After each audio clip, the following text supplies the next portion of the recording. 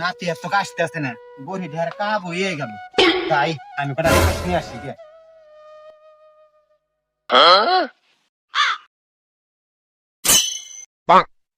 কে রে নাতি নে টেহা দিলি 200 কাম করে টেহা আনছে না কোন পুইলু দেই সইনে পড়ছে নাকি?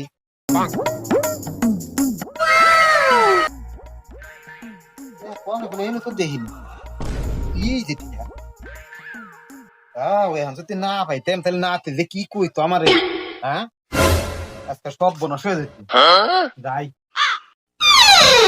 যাই দাদার কাছ থেকে গিয়ে 200 টাকা কাম করে দিলাম 200 টাকা মার্কেট করে দিকে যাই দাদা।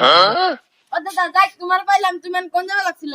আমি তো বকরি ঘাস কাটবার দিতেছি, তো ঘাসে খাওয়াস না বকরি রে, বকরি না কাব হয়ে গেছে। তোমার যে সকালে 200 টাকা দিলাম কাম করে 200 টাকা দাও আমাকে। ওই যে বকরিতে খায়া পালাইছে।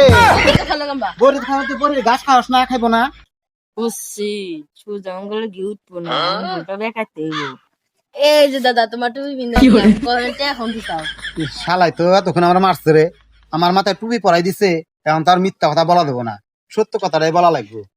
নে আইসাস না জিহাদ, এই যে 200 টাকা আমার কাছে আছে, এই 100 টাকা তুই নিবি, 100 টাকা কিন্তু আমার দিবি।